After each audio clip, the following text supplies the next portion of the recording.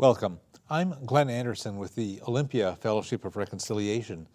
This TV series explores a variety of issues that relate to peace, social justice, and nonviolent social change. Throughout our nation's history, the best political and social changes have been organized through grassroots movements. In the modern era, too, if we are to make progress on the issues that we care about, peace, social justice, a humane economy, environmental stewardship, and so forth, we must learn how to strategize, organize, and build effective grassroots movements. Most of what people think about as activism falls far short of what we really need. A lot of activist organizations just protest against the bad things without ever devising a bold and attractive vision for the future. It's not enough to be reactive, we have to be proactive. Political parties and a lot of nonprofit organizations are tied to what is, quote, politically feasible, unquote, at the current time and in the current political climate, rather than propose a bold vision and change our culture and change our political climate. We can do that only by creating grassroots movements that devise bold goals and smart strategies. A lot of activists just simply repeat the same tactics over and over and over without clear goals and overall strategies for reaching those goals. Most of us sign email petitions through mouse-click activism that is far less than what the world really needs from us. That does not apply real pressure. We need to actually build power at the grassroots. Our greatest leverage to change things is rooted in real people in local communities. Grassroots movements need to develop capacity and skills and strategies. We need to expand alliances and build a national network of community-based movements. Autonomous local actions could be informed by a framework of shared goals, strategies, and principles. So this month's TV program will provide fresh insights and will stimulate creative strategies for grassroots action. To do this, we have just an outstanding guest. I'm happy to welcome Bill Moyer, who thinks strategically and creatively about how to organize grassroots movements for real democracy, and who therefore has achieved a lot. He works with the Backbone Campaign, which is based on Vashon Island in Washington State. Welcome, Bill. Good to have you here. It's really great to be here. I'm honored. Oh, it'll be fun. The introduction that I just provided summarized some of the context for the TV program, and these are points that you and I have been making over the years as we work on these kinds of things. And I wonder, what else can you tell our viewers about the shortcomings of current efforts to make change?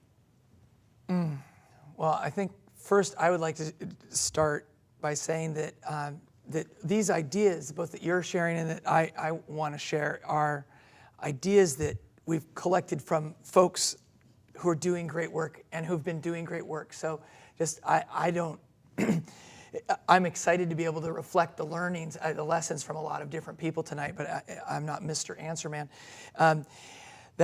That said, I think that you hit on a number of the problems. I feel like we've been in a trance in this relationship with our computers and our the mouse click activism, or clicktivism as some people call it.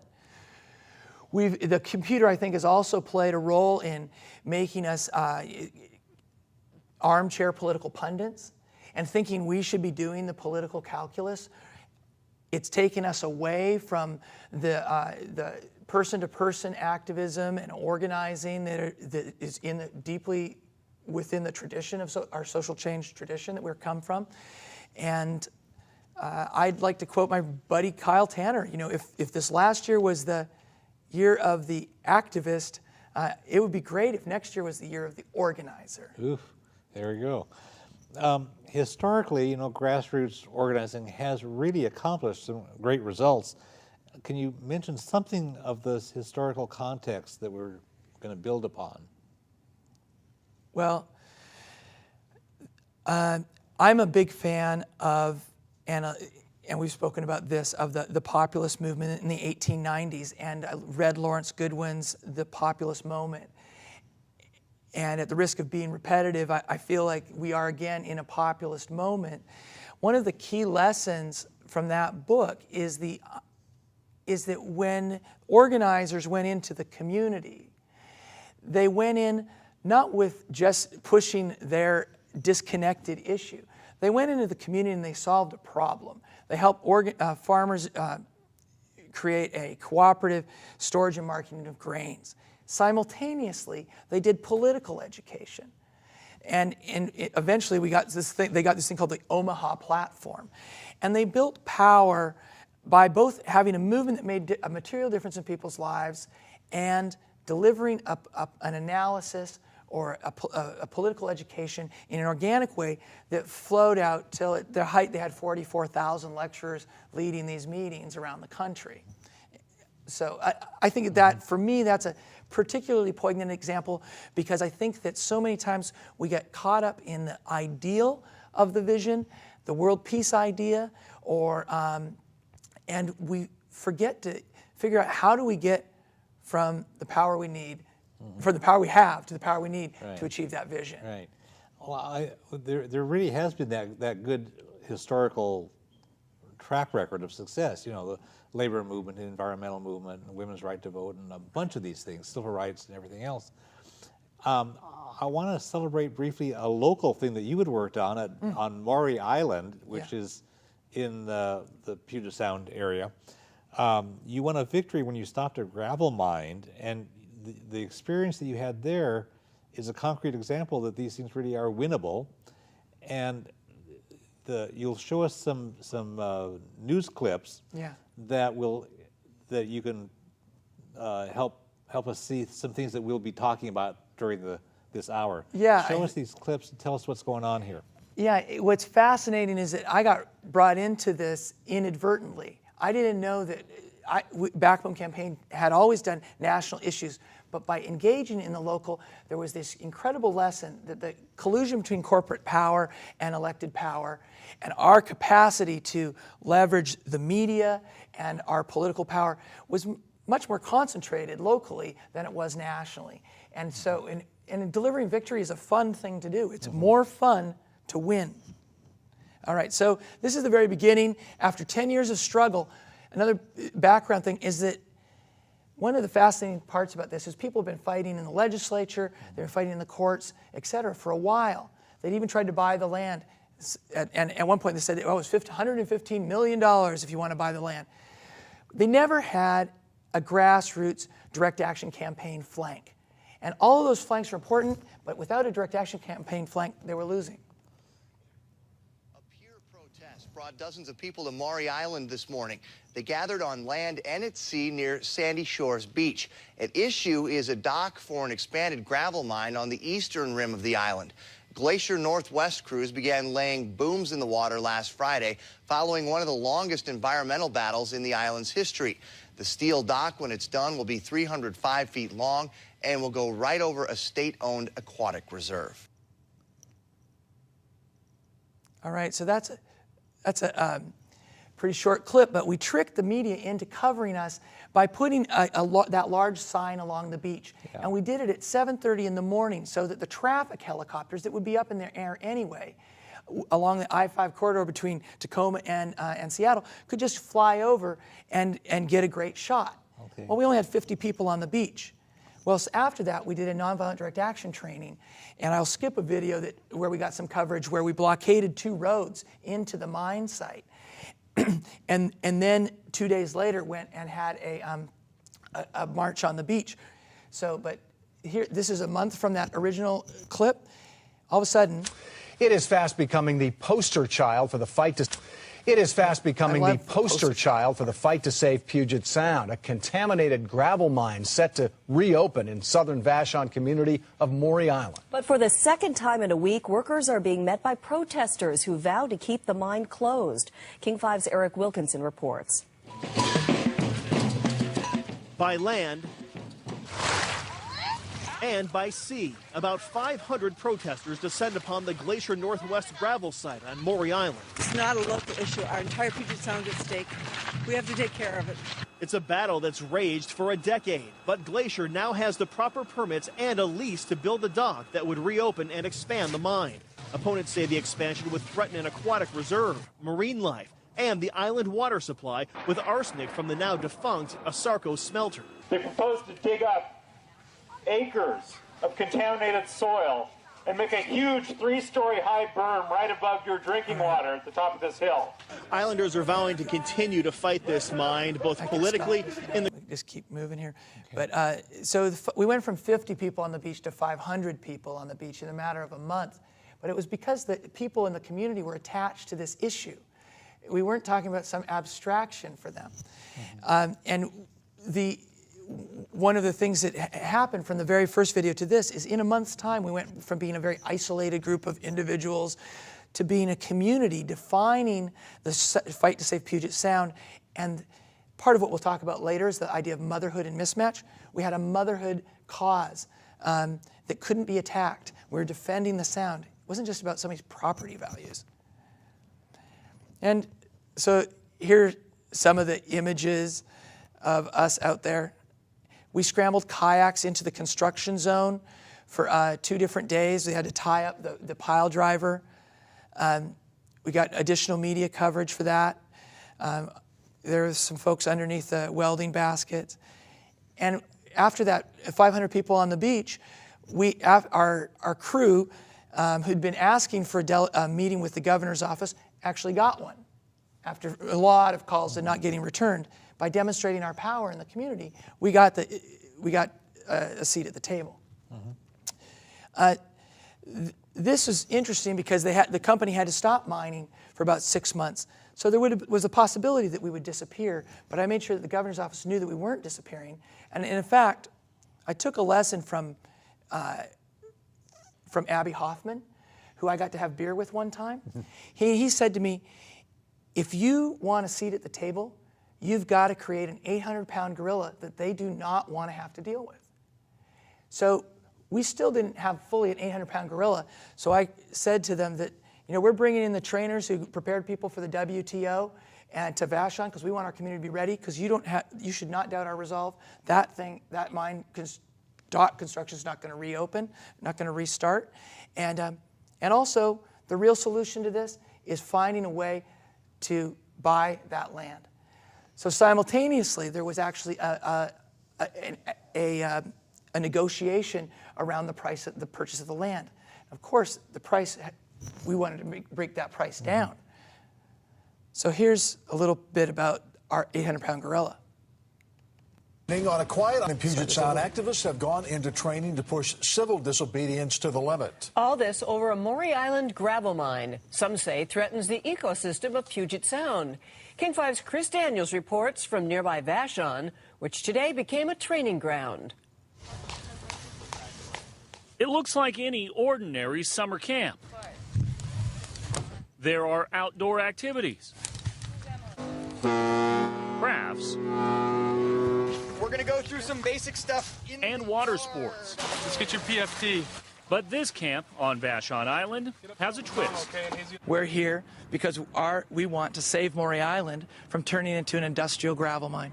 This group of people, young and old, are looking to raise a ruckus if a local company continues to try and expand a Maury Island gravel mine.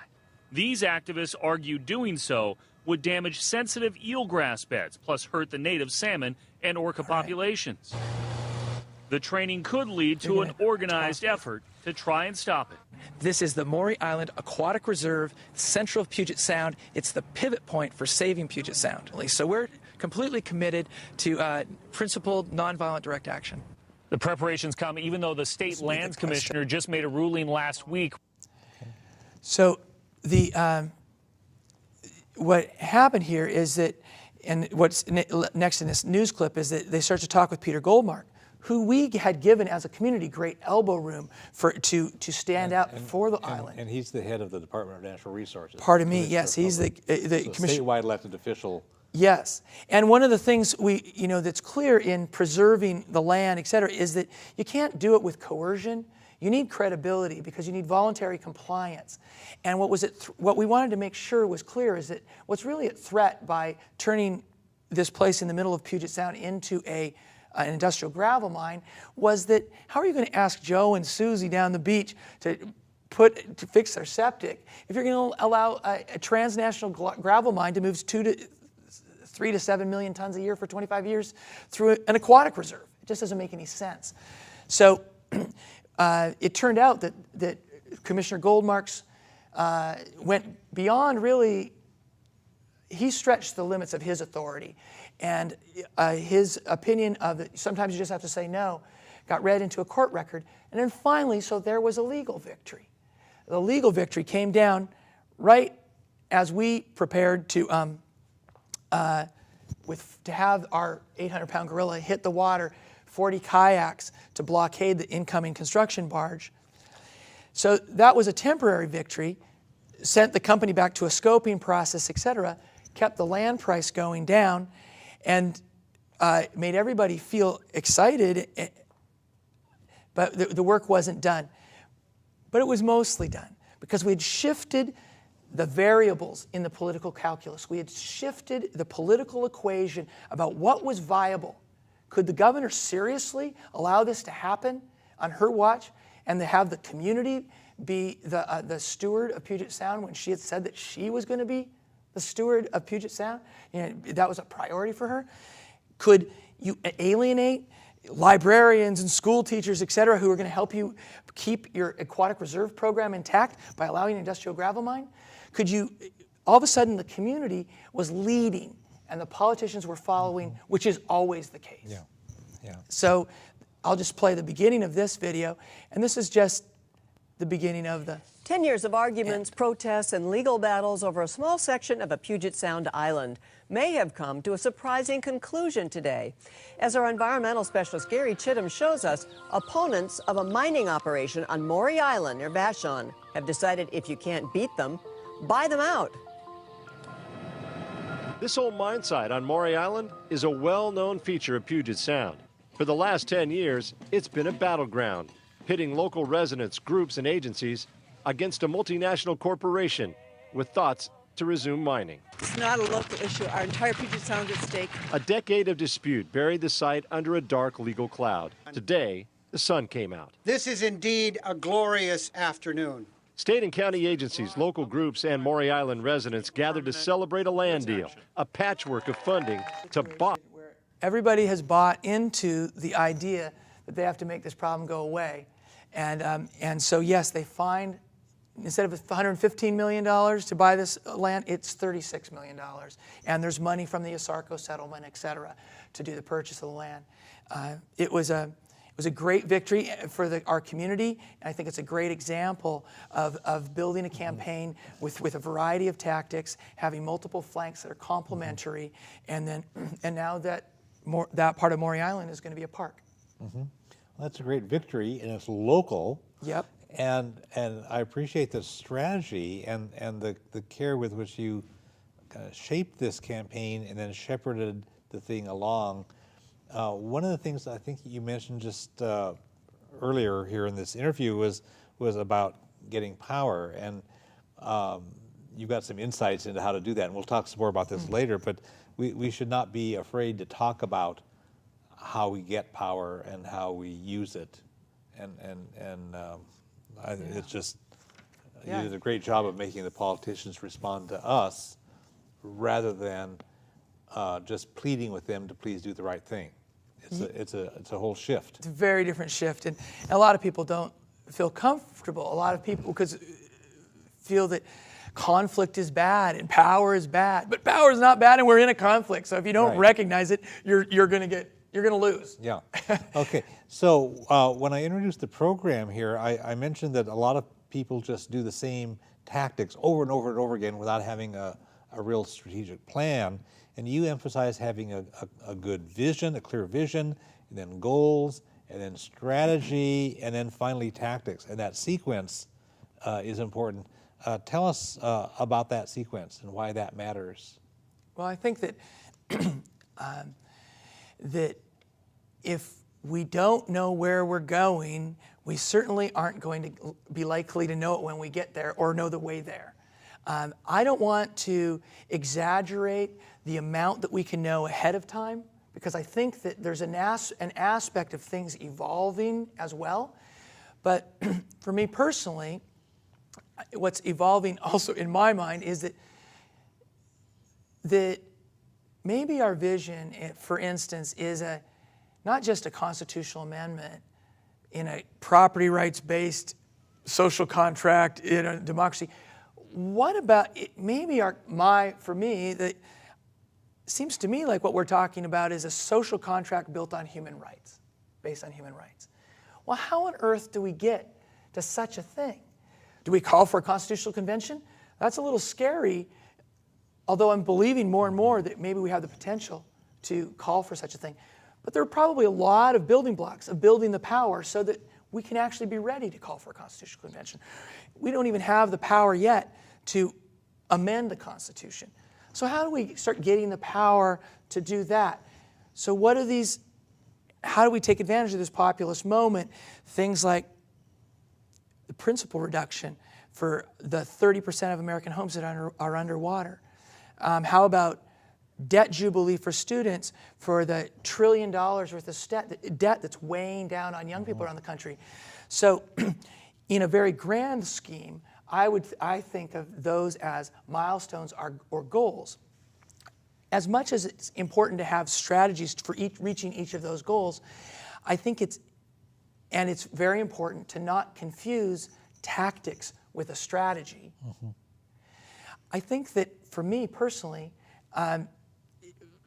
what I'm learning is that it's as important to understand the principles of grand strategy so that we understand that as we move towards achieving our goals and the purpose of strategies, that we have a way of analyzing whether we're making progress or not. And that's what my mentor, Chuck Spinney, former Pentagon analyst, has instructed me on. Mm-hmm. You mentioned that we need to build from the power that we have to the power that we need, and you've alluded to that already. Is there anything else you want to say on that? Yeah, well, a few things. I mean, this is usually I preface the talk about grand strategy with some of our obstacles, misunderstandings, and confusion that seem to be part of what's in our movement, and one is this hierarchy of these ideas that vision, goals, strategy, tactics serve strategy, strategy serve goals, goals serve vision. But in building power and building from the power we have to the power we need, and I say this, lovingly, is that I don't think that pissing in the wind for world peace is actually going to get us closer to world peace. I feel like we have to have a movement that's smart enough to make steps along the way. And part of the confusion is sometimes that armchair pundit aspect of what we've been intoxicated with, possibly via the computer, et cetera, and also by participating in a lot of political party stuff, is we forget that calculus is actually the mathematics of changing variables, and that it's the politicians and the lawyers who are sticking their finger in the wind, and it's their job to like punch the keys on the calculus to try to do the math. But if we think that that's our job, and sure, a lot of these Beltway organizations seem to be communicating to us that, oh, we just have to get this many votes in the Senate, blah, blah, blah. And we forget that community power is built, and we change variables locally. The job of organizers and activists is to change the social political variables. And it's by doing that that we change the political calculus. And that's hopefully what happened in, well, that's certainly in my mind what happened on Maury Island. Right. And let's talk about the grand strategy, because you have a concept of grand strategy that is very helpful. Tell us how that works. Thank you, because just as much as there's no blueprint. Like, grand strategy is not something you can just take and then put onto your campaign. It's a set of principles. It's the idea that, and this is as old as Sun Tzu and the Art of War. It's the idea that the first principle of grand strategy is that we need to expand alliances.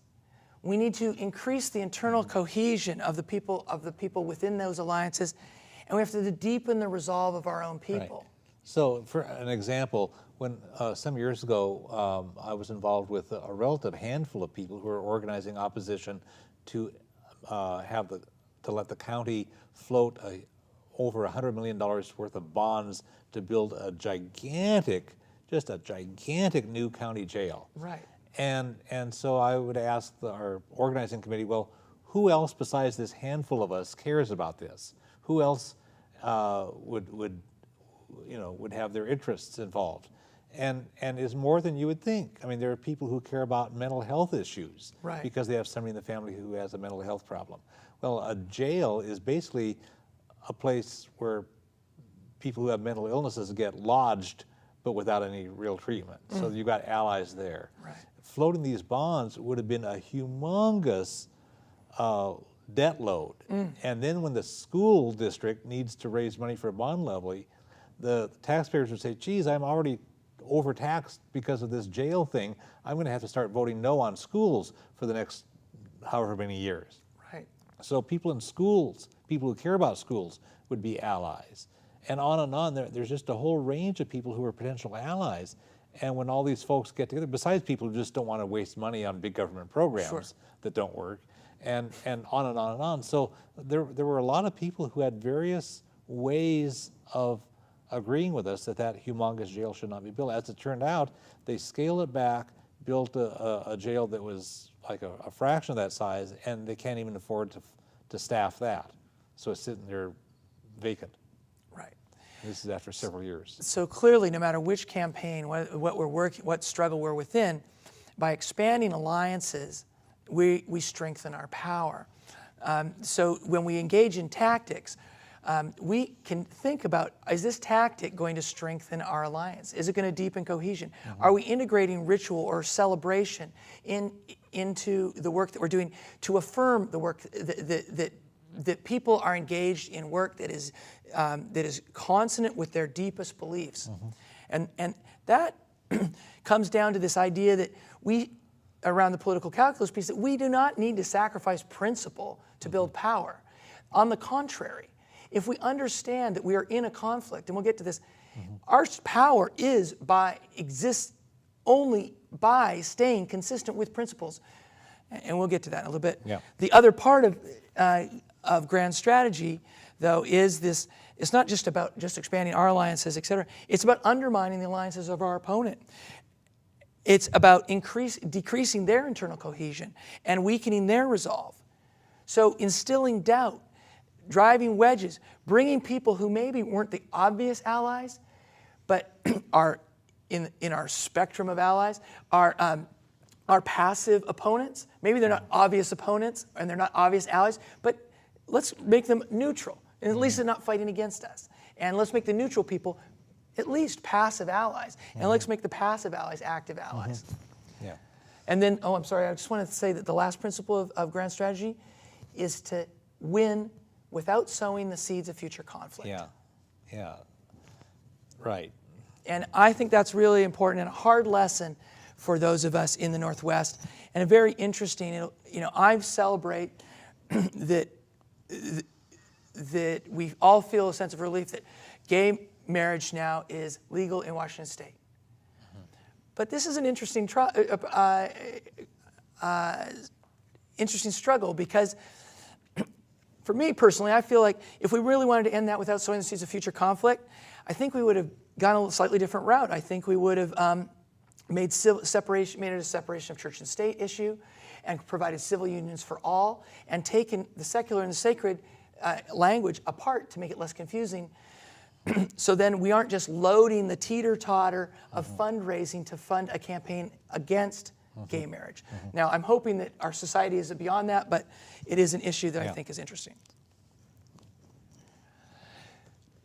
So, can we talk about conflict? We're running a bit late, so I know there's a lot more good content to do. So, but I know you've got some information about tactical and strategic domains of conflict that has some rich content. If we can let's buzz through that. Summarize it. Okay.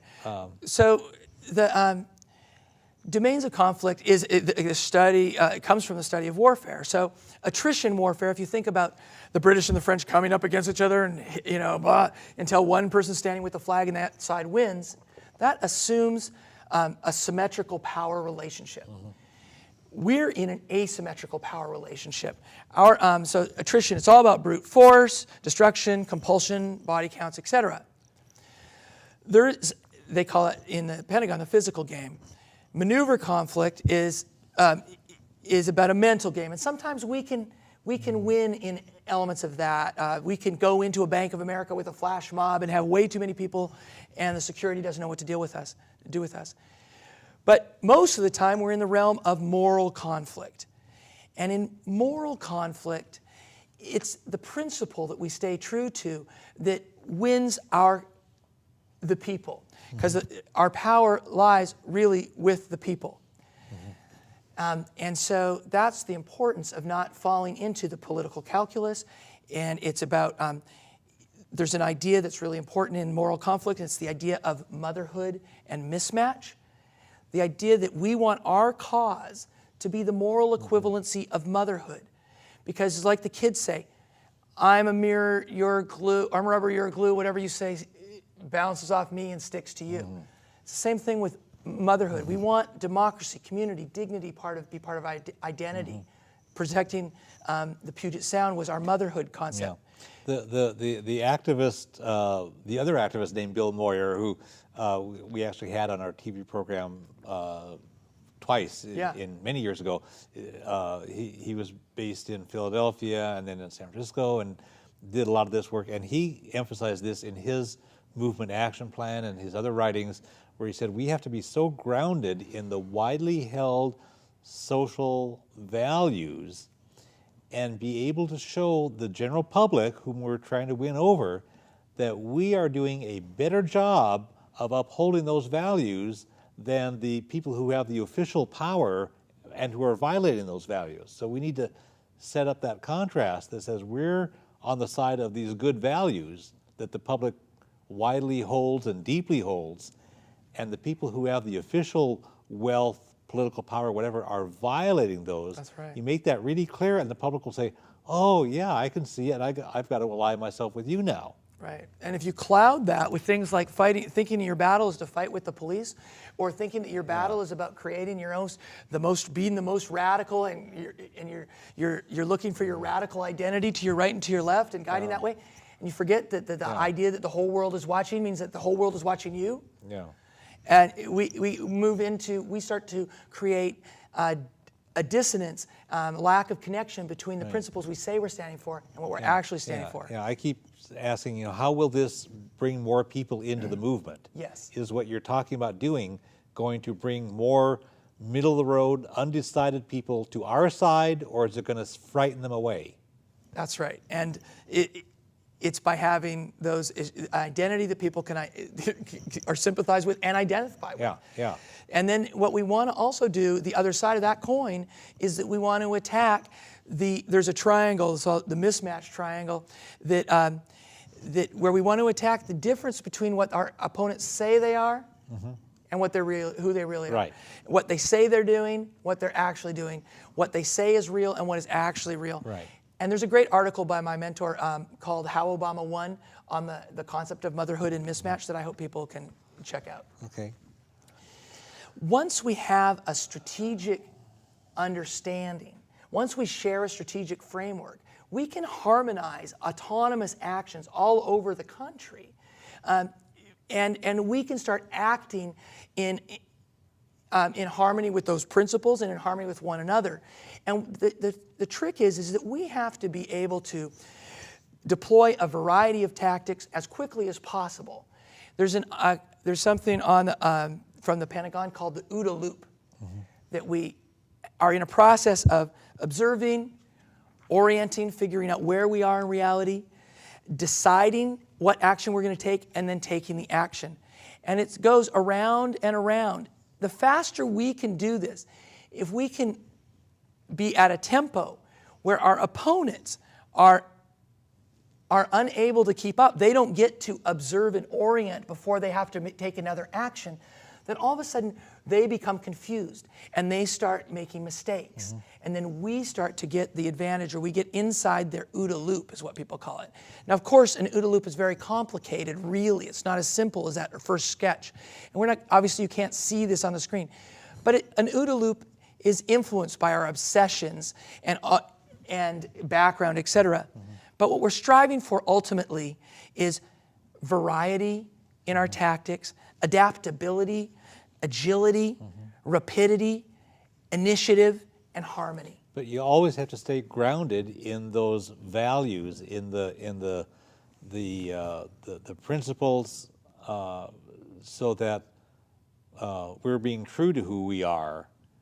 And if the other side can get thrown off balance, then we have the moral high ground. That's right. And so we can be adaptable and agile and rapid and so forth, but we have to stay grounded in the real principles and not veer off into stuff that ends up being counterproductive. That's right. That's right. And we can, if we have an understanding of the strategic principles, the grand strategic principles, we can assess as we go. We also have to. Luckily, we have the internet. It's not a bad thing. We can be collecting information. That's called our intelligence, right? Lots of subjective perspectives filtered through to find out what is, when we're orienting ourselves, what is real. Yeah.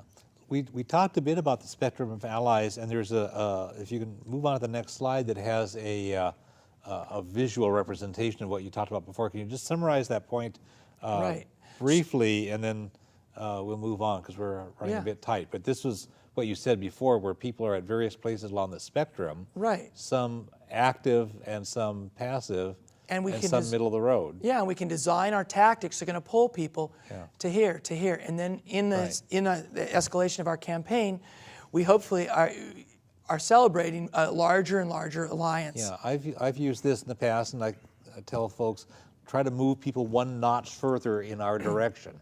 And so that might mean that we have to use a different message or different methods to reach out to people who oppose us actively and just make them be not so active in opposing us. Yeah.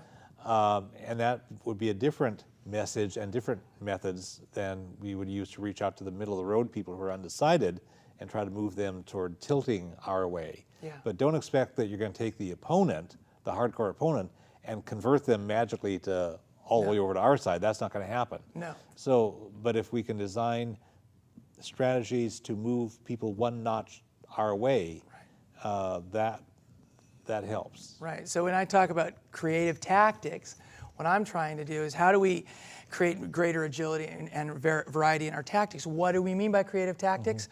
Well, the use of metaphor or spectacle, size, story, connecting the personal to the political or real life stories to make people identify with the cause. Meta stories, like the idea that that people who are progressive are weak-kneed or a bleeding heart is a kind of a combination of the Backbone campaign is trying to retell that story using the metaphor, another biological metaphor, and tell a story that we're strong, principled progressives, and we have the leaders and ideas to run the country. One of the key elements of sowing cohesion is ritual. Ridicule and praise are very fun components, but ridicule has to be used carefully because we don't want to create sympathy for our opponent. And so we might infuse our ridicule with some humor in order to, ridicule really needs beauty or humor to keep it from having a backfiring effect on us. Yeah. So I'm going to move through some of these other ideas, so we could skip the slides and just maybe I could show a few pictures of a variety of tactics. I want to see if we can take all these things you've talked about and apply them to a couple of, to one or more specific issues or campaign kinds of things that you might, that our viewers would care about, such as the peace movement. What advice would you offer in light of all this for the peace movement, or for the Occupy movement, or for the movement to reform the way we finance and conduct our elections? Do you want to? Yeah, well, I see them all as related. I feel that the peace movement is holding this moral vision, and that's great, but it needs to be in alliance with economic justice, which I think it is. And I think that, and with the Occupy movement, I think the Occupy movement needs to make sure that it's holding on to an identity that's principles-based, that is relatable, that people understand, and then it moves. It was understandable that it didn't want to be co-opted, but it needed to maintain an identity at first. Now it needs to kind of move, I think, into an organizing mode and make sure that people understand that it can make a real difference in their lives. And so I think it needs to evolve into, I favor the idea of the Occupies getting into the eviction protection and supporting the growth of that movement, so we can build nodes of political power in communities, resist or fight the banks, actually help people, take on an issue that affects basically all of the country. Yeah. Well, home ownership is a basic American value. It's as American as apple pie. It's your own castle. I mean, this is something, and if the Occupy movement and other progressives could help people protect their homes from foreclosure by predatory banks, right? That's as American as apple pie. Absolutely, and the negative equity in the country is $715 billion. The sweetheart deal they just did prior to Valentine's Day was for 20-some billion dollars over a number of years. The banks just gave bonuses of about $120 billion to the executives. This thing is a drop in the bucket. So we need to, I think, turn up the heat on the banks. I like the rhetoric of breaking up the banks. I think universal principal reduction is the kind of demand that appeals to a broad amount of people. But I think we need to do it in a way like Saul Alinsky said. A good tactic is something your people enjoy doing. So, can I show just a few pictures of some tactics that I think are quite enjoyable? Yes. So here's an accountability, a backbone patrol. Now they look silly. They're delivering a spineless citation, but they also look silly. Here's the chain gang out in the ditches of Crawford, Texas, undermining the resolve of those folks. It's our giant backbone and using the giant puppet, the spectacle, as a billboard. It's fun.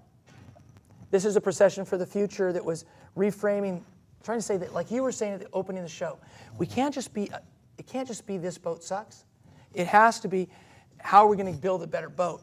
And also, we want to make sure that people know that we're not just critiquing, but we're proposing. We're not just an opposition movement, we're a propositional movement. Creating identity, using the symbols of our country, using juxtaposition, placing our images behind where the press are going to take a picture so that it can end up on the front page of the paper. Taking over the spaces, like this is the Lincoln Memorial. Juxtaposing imagery and getting creative and even somewhat technical. This is an 8-foot weather balloon lifting a banner made out of deer fence, and we're not even trespassing. It's just juxtaposed with the Detroit trash incinerator.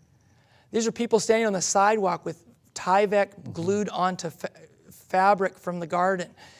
Non-arrestable, high visibility. This is a few months later on a permitted, taking an image that continues to live on here in Washington. Again, with the weather balloons. I'm just going to scroll through these things. This is that activist Scrabble idea. So you can make these tools and then reuse them. So just by mixing the letters. Parades, celebration. This is in Baltimore. Puppets, bands, music. And what they did is they declared the Inner Harbor a human rights zone. They're reframing what they're up to. Here's our March on the Beach on Vashon. It's a tactic we use for freeway bannering, safe, legal, high visibility, low cost. This is a Crawford coal, this is the Valmont coal in Boulder, Colorado. Reframing the message. It's not just coal is bad, but what we're demanding is renewables now. Using light projection by renting a spotlight. Where's the money? Tax to 1%. This is on then we go to Bellevue and we project it onto a giant Kemper Freeman building. This is off a projection at the U.S. Supreme Court. We put a dislike button on the U.S. Chamber of Commerce. So those are just some examples of, I think, creative tactics that are fun to do. Yeah, I want to put in a plug also for some work that the other Bill Moyer had done. His movement action plan is just a brilliant overall sense of how to build a long-term campaign, a movement from the starting point where hardly anybody knows the problem exists. You know, think of like genetically engineered food before anybody knew that was happening or starting, up to, up through the various stages until you get majority public opinion and you can actually force a change in the laws, the policies, the whatever. And he has a brilliant way, I think, of showing how we have to keep reaching out and bringing more people in, and what the people who have the official power, the economic power, political power, do to try to diminish us.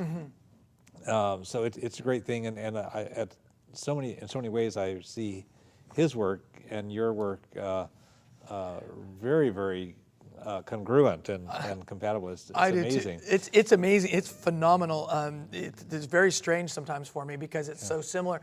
He also talks about the roles that different people play within a movement. Yeah. So you need some people who are like the rebel who will get out there and do these courageous things. You also need people who are reformers who can make something change in the system, and you need visionaries. You need various kinds of people in various roles, and sometimes people will flex between one role and another. So it's a great thing. He has a book, Doing Democracy, that came out in early 2002, and that's when we had him on the program, and he died in October 2002. But the book, Doing Democracy, is around. It's very good. And very good. And Mary Lou Finley, the co-author, is up in Seattle. Teaches at Antioch. I had her on the program too once. Fascinating, wonderful person. Great. Yeah. So and these are not the only models. I mean, your models are useful and effective. His are, and other people have good strategic sense of how to do these things. So I encourage people to read and learn from a number of ways. But I think it's just crucial that everything stay nonviolent, because when you let go of that, then it'll turn off the people that we really need to be reaching, which is mainstream folks who can move us along and strengthen the movement. Let's talk for just a bit about the Backbone Campaign, which is the organization that you work with. It's based on Vashon Island, which is in Puget Sound, sort of off of the Seattle-Tacoma area. And the material that we've been going through on this program is based largely on workshops, trainings you've been doing around artful activism, which is a great thing. But I know Backbone does other good things. I keep hearing of you, and tell us something about the work of the Backbone Campaign. Well, it started by artists as an affinity group, and then evolved. The first thought, we thought that maybe we could give the Democrats a backbone, so that was part of our theme early on. We quickly abandoned that and realized that it's really about movement building, but the use of creative tactics, but the smart use of creative tactics, the strategic use of creativity to build movement power became a theme for us. We continue to increasingly work with community-based organizations like the STEPS Coalition in Biloxi and Gulfport, Mississippi, and United Workers in Baltimore, and the MLK Coalition in Los Angeles, and City Life Vita Urbana in Boston. And we're learning from all these folks. We're doing skills sharing, et cetera. And what's fun is after we go out to do action support or trainings around the country, we get to bring everybody back for a summer camp where we rappel from trees, and not everybody rappels from trees, and take kayaks and do water tactics, build art, learn about organizing strategies and grand strategy. And we get to weave those horizontal relationships amongst some of the most dynamic organizers and activists in the country. So I just feel I'm just hugely honored to be part of that. And one of the things that I think is interesting frontier for us is the idea of getting a movement more back into organizing and creating like a model of the community-supported organizer, just like we have community-supported agriculture.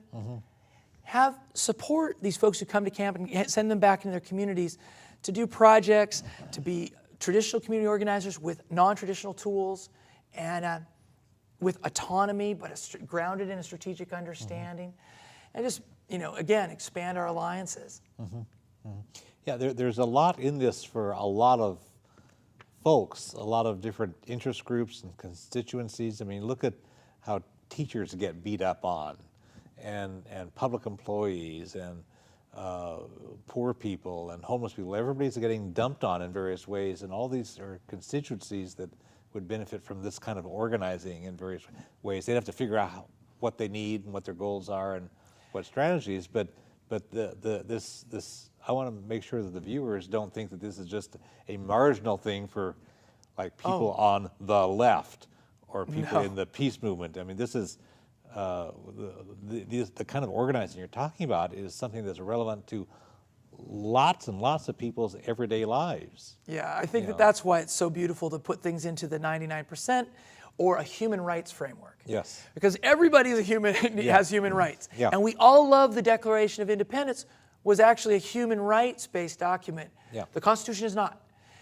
And we know that there are going to be obstacles to get things that we all care about. And we know that, like, for instance, until we have representative democracy, how on earth are we going to end unnecessary wars or get funding of education? So we have reasons to come together for some of these bigger things. None of the progress that we've made decades ago, women's right to vote, environmental movement, labor movement, none of those were gifts from the people on top who said, okay, we're the men who run the government, and we're going to do a favor for you gals, and we're going to let you vote.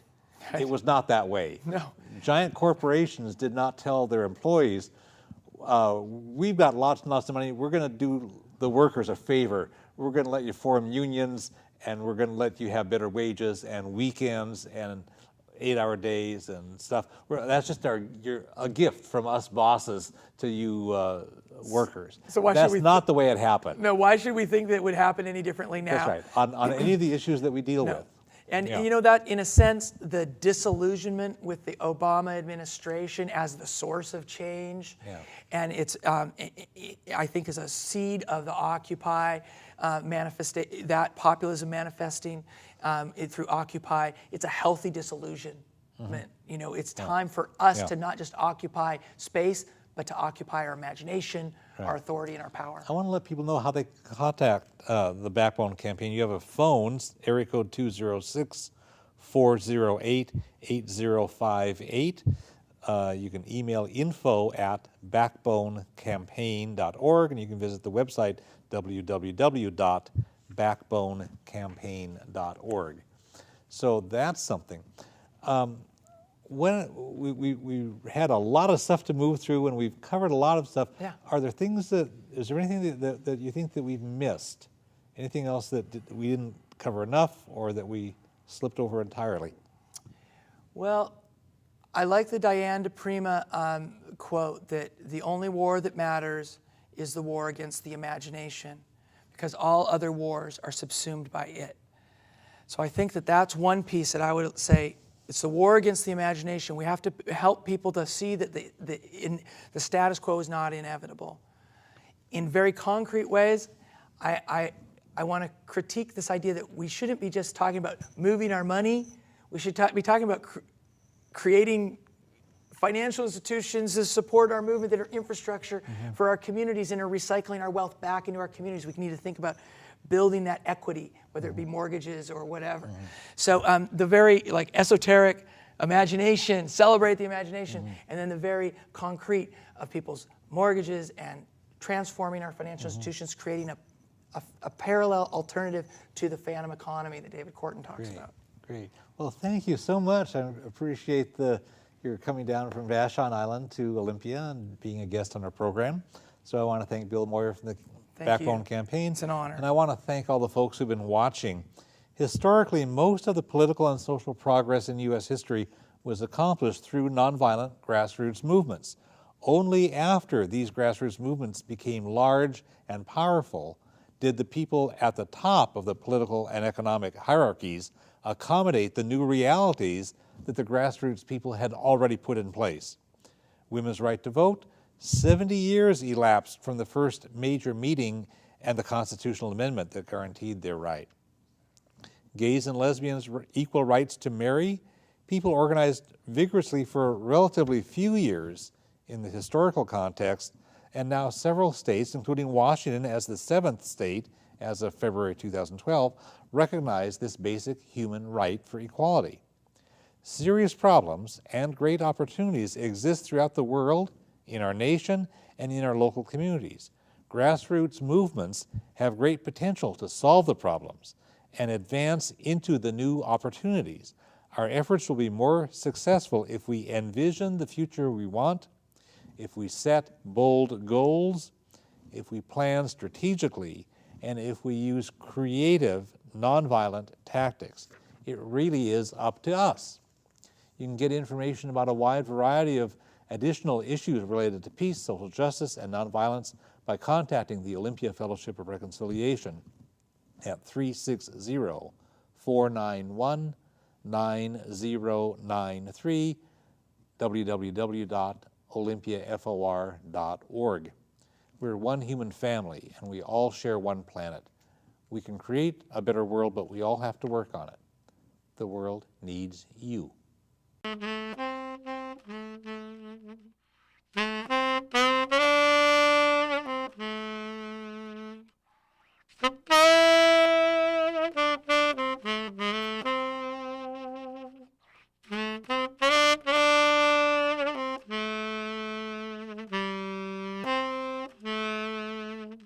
Competitive, I feel like we are again in a populist moment.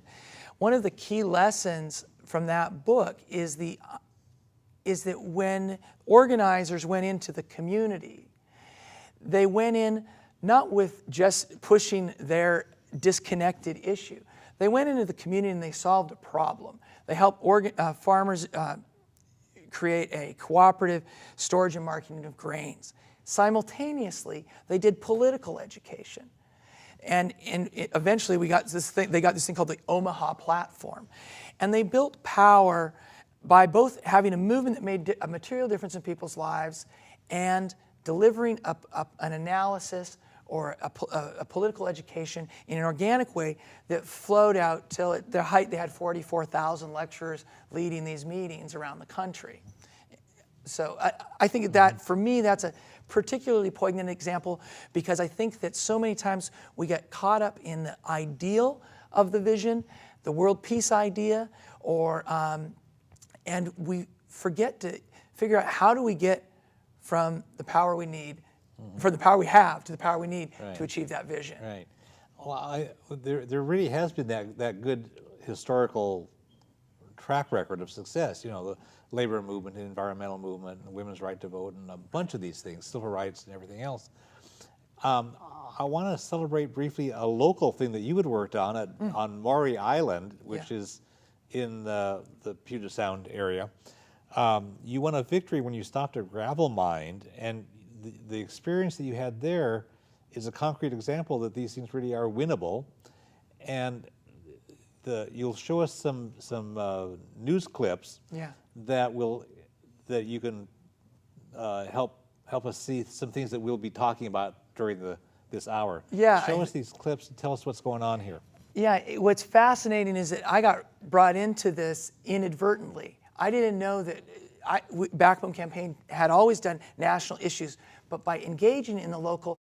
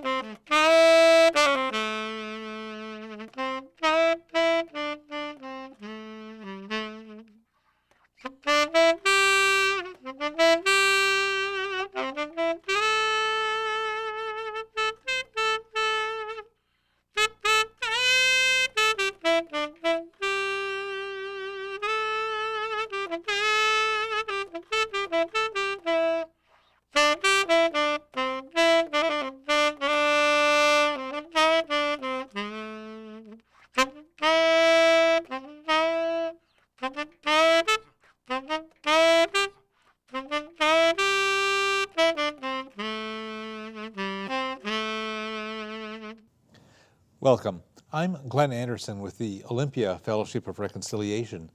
This TV series explores a variety of issues that relate to peace, social justice, and nonviolent social change. Throughout our nation's history, the best political and social changes have been organized through grassroots movements. In the modern era, too, if we are to make progress on the issues that we care about, peace, social justice, a humane economy, environmental stewardship, and so forth, we must learn how to strategize, organize, and build effective grassroots movements.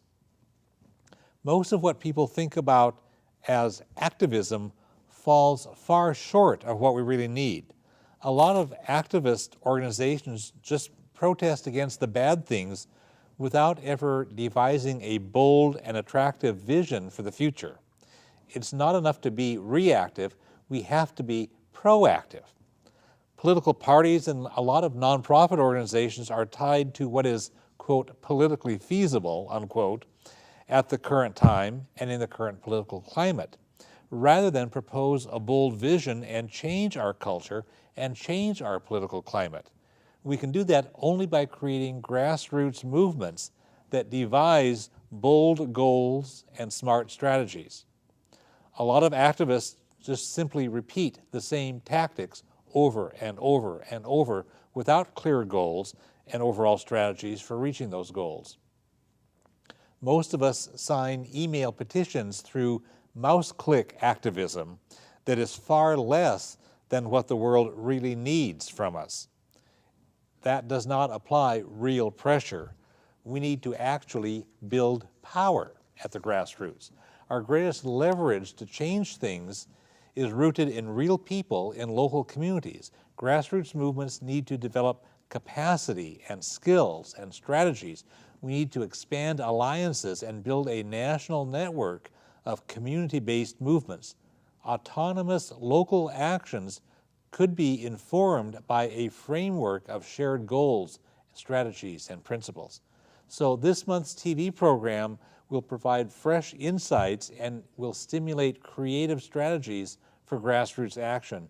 To do this, we have just an outstanding guest. I'm happy to welcome Bill Moyer, who thinks strategically and creatively about how to organize grassroots movements for real democracy, and who therefore has achieved a lot.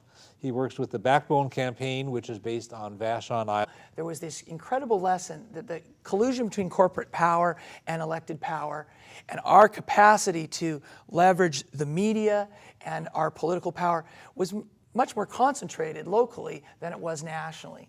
And so in delivering victory is a fun thing to do. It's more fun to win. All right, so this is the very beginning. After 10 years of struggle, another background thing is that one of the fascinating parts about this is people have been fighting in the legislature, they've been fighting in the courts, et cetera, for a while. They'd even tried to buy the land. And at one point they said, oh, it's $115 million if you want to buy the land.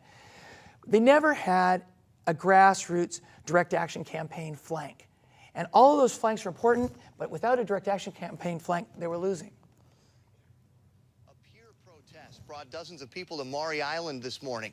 They gathered on land and at sea near Sandy Shores Beach. At issue is a dock for an expanded gravel mine on the eastern rim of the island. Glacier Northwest crews began laying booms in the water last Friday, following one of the longest environmental battles in the island's history. The steel dock, when it's done, will be 305 feet long and will go right over a state-owned aquatic reserve. All right, so that's a pretty short clip, but we tricked the media into covering us by putting that large sign along the beach. Yeah. And we did it at 7:30 in the morning so that the traffic helicopters that would be up in the air anyway, along the I-5 corridor between Tacoma and Seattle, could just fly over and get a great shot. Okay. Well, we only had 50 people on the beach. Well, so after that, we did a nonviolent direct action training, and I'll skip a video where we got some coverage where we blockaded 2 roads into the mine site.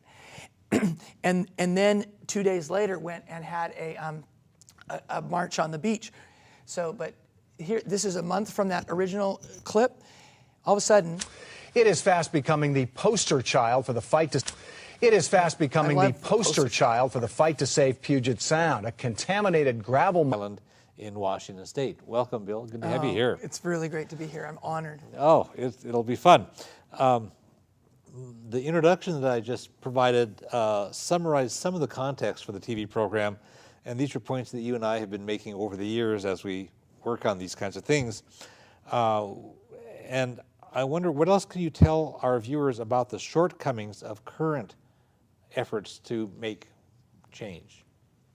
Well, I think first I would like to start by saying that that these ideas, both that you're sharing and that I want to share, are ideas that we've collected from folks who are doing great work and who've been doing great work. So just, I don't, I'm excited to be able to reflect the learnings, the lessons from a lot of different people tonight, but I'm not Mr. Answer Man.